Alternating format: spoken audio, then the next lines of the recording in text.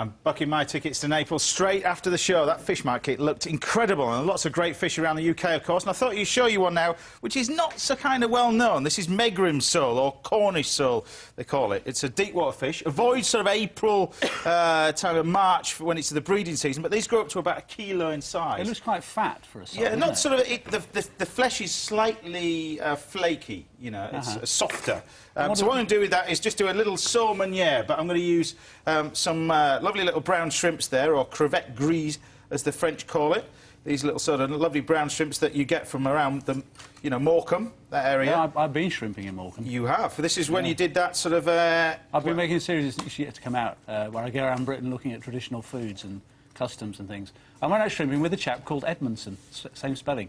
He's got a fish shop in Morecambe called Edmondson's. Right. It's not my shop, but I wish it was. How do they catch these little fellas, then? You go out in a boat and you trawl for them, really, against the tide in the estuary there. Yeah. And he cooks them up straight on the boat.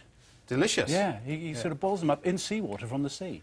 It's bizarre, isn't it? Exactly, because we're basically used to them having sort of potted in the butter with the mace and everything else. He takes them back and pots them after that. Right. Lovely. Hey, did you say he boils them up in seawater? Yeah, on the boat. So, I mean, he catches them, boils them up immediately, and then he... Well, for me, he peeled them and put them in my mouth. It was just heaven. It was brilliant. Good. Yeah. That's it, nice and simple. So what we're going to do is just skin this, just basically hold the fish like this.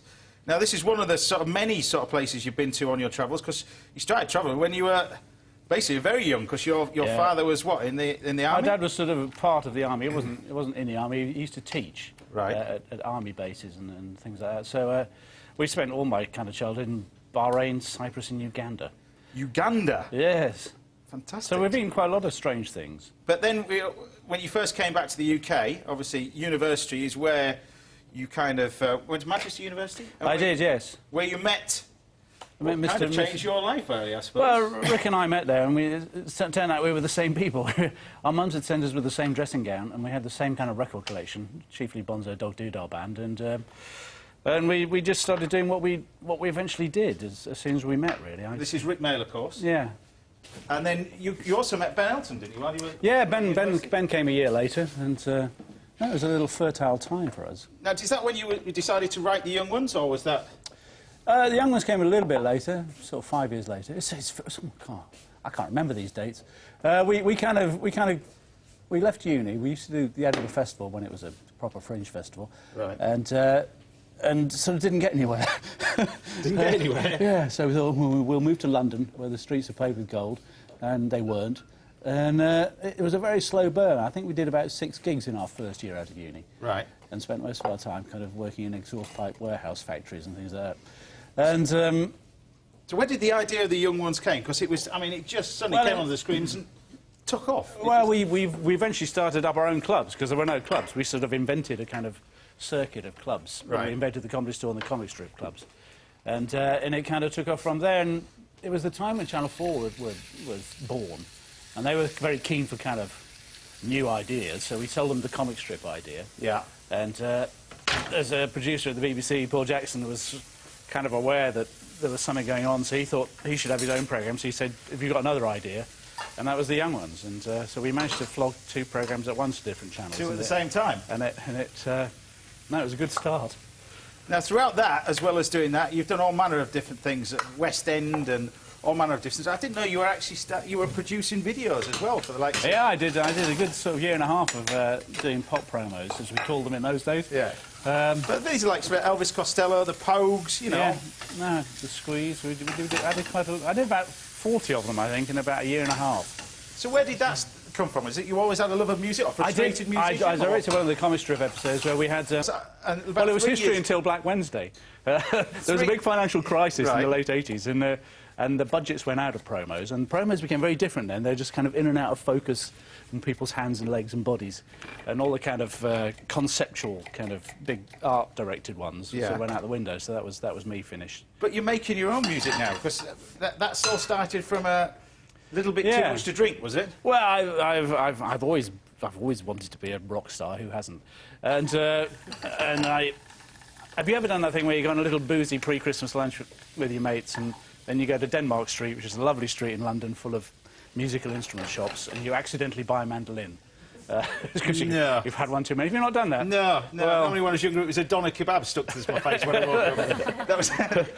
Well, I did that. And, I mean, I play stringed instruments anyway, so I had a mandolin and was toying with this thing that I found on the kitchen table the morning afterwards, and I started playing songs I grew up with, and it became a kind of idea.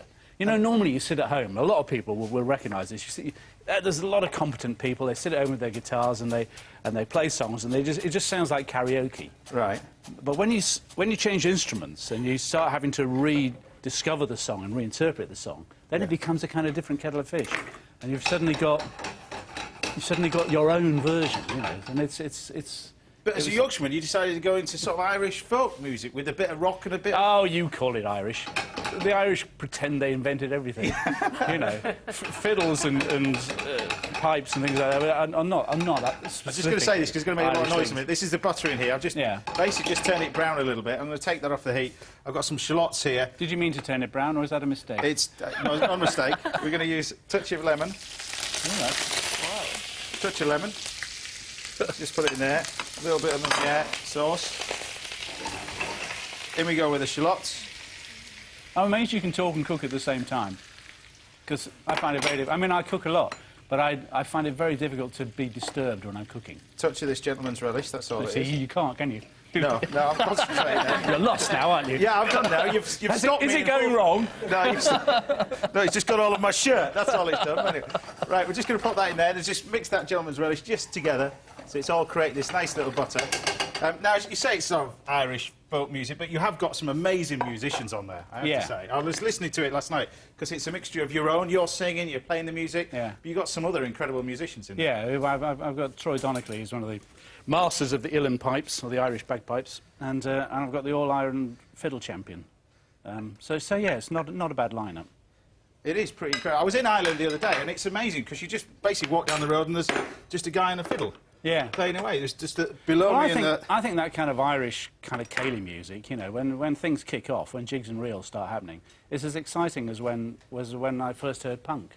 Yeah. There's a kind of energy to it, isn't there? There's a kind of... I think it's kind of joy to it, a kind of glorious racket, we like to call it.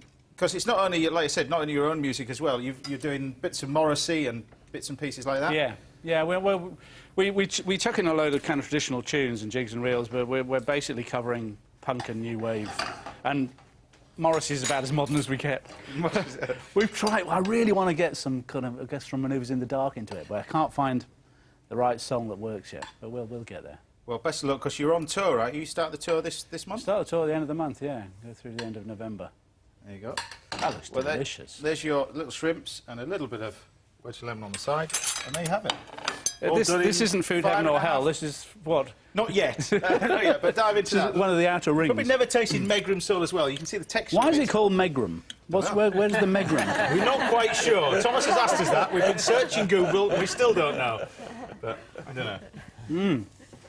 I love a bit of sole. Very delicate. Very different to sort of Dover sole. Much cheaper. But if you can get it, great. What's the Oh yeah, it's the relish. It's the relish. Yeah, which is basically what, anchovies. Anchovies. Yeah, just gives it a little bit of spice. There you go. Right, well, we're going to be at the end of the show. We'll be facing food heaven, beef. I'm going to slowly cook the beef at a very low oven and saute it with butter and serve with some creamy smoked garlic mashed potato. Just the way I like it. Some red wine sauce. There you go. A few bits of sherbet around here. Delicious, viewers. There you go. All right, could be facing. Let's choose that one. That sounds lovely. Food hell. Let's choose this one because this is much better. Smoked eel, and we've never done it really on the show. The eel is pan fried, just served warm in some butter, stirred with steamed new potatoes and leeks, and some beans. Finish off with a clam and cockle beurre blanc sauce, a few pea shoots, and a handful of baby watercress on the top, and looks delicious too. I'm loving that sauce idea.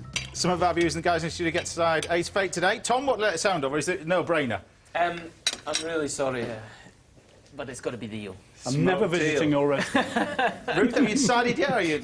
Yeah, he's been really nice to us, so I've decided to go with him. Oh, cool. That's a lovely credit. There you go. Well, you have to wait to the end of the show. I'll tell you what, I'm 200 quid lighter. Yeah, exactly. Yeah. Right, we've reached the London and South East Heat of the Great British